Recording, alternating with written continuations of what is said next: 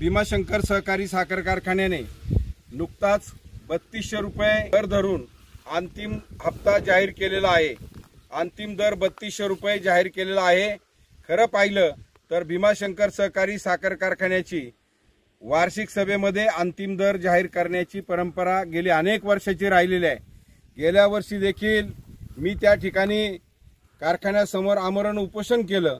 त्याही वेळेला कारखान्याच्या संचालक मंडळाने मला सांगितलं की वार्षिक सभेमध्ये अंतिम दर जाहीर करण्याची गेली अनेक वर्षाची आपली परंपरा आहे आणि कारखान्याचे मुख्य प्रवर्तक सहकार मंत्री दिलीपराव वळसे पाटील हा अंतिम दर ते जाहीर करतील असं आम्हाला त्या ठिकाणी सांगण्यात आलं आणि ती भूमिका आम्ही त्यांची समजून घेऊन त्या ठिकाणी संयमाची भूमिका ठेवली आणि कारखान्यांनी शेतकऱ्यांच्या पदरामध्ये काहीतरी पाडावं म्हणून आम्ही त्या ठिकाणी त्यांची ही भूमिका मान्य केली। परंतु या वर्षी ही चालाकी कारखान्याच्या संचालक मंडळाने का केली? आमची 3500 रुपयाची या वर्षीची मागणी आहे। इथेनॉलला सरकारने दर वाढवून दिलेला आहे, त्याच्यातून देखील कारखान्याला नफा झालेला आहे। साखरेचे या वर्षाचे दर अतिशय चांगले राहिलेले आहेत, त्यामुळे देखील कारखान्याला फायदा झालेला आहे। वीज निर्मितीतून देखील कारखान्याला फायदा झालेला आहे। अन्य मार्गाने देखील साखर कारखान्याला त्या ठिकाणी नफा झालेला आहे। बॅलन्स शीट यांचं या ठिकाणी फायनल झालेलं आहे।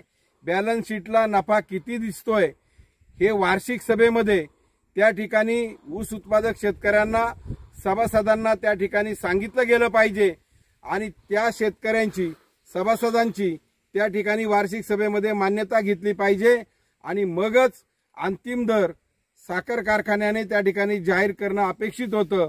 मग इतक्या वर्षाची परंपरा तुम्ही का मोडीत काढली हा सवाल संचालक मंडळाला मला या ठिकाणी विचारायचा आहे।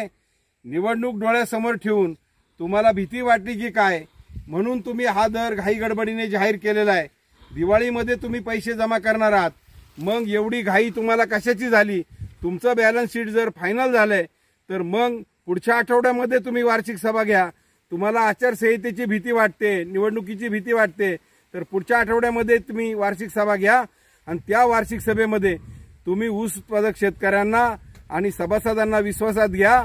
त्यांची मान्यता असेल तर आमचं काही म्हणणं नाही, परंतु या वर्षी 3500 रुपये ही आमची अंतिम दराची त्या ठिकाणी मागणी आहे। कारखान्याचे संचालक आमचे सहकारी मित्र देवदत्तजी निकम याबाबत काय भूमिका घेतात हे देखील आम्हाला त्या ठिकाणी पाहायचंय, कारण ते आता विधानसभेला इच्छुक आहेत, परंतु या ठिकाणी देखील ते काय भूमिका घेत आहेत हे देखील आम्हाला त्या ठिकाणी पाहायचंय। परंतु कुठल्याही परिस्थितीमध्ये शेतकऱ्यांना 3500 रुपये दर हा यावर्षी मिळाला पाहिजे ही स्वाभिमानी शेतकरी संघटनेची मागणी आहे आणि हा दर जर तुम्ही वार्षिक सभेमध्ये दिला नाही, जाहीर केला नाही तर मग मात्र स्वाभिमानी शेतकरी संघटना पुन्हा एकदा रस्त्यावर उतरल्याशिवाय राहणार नाही।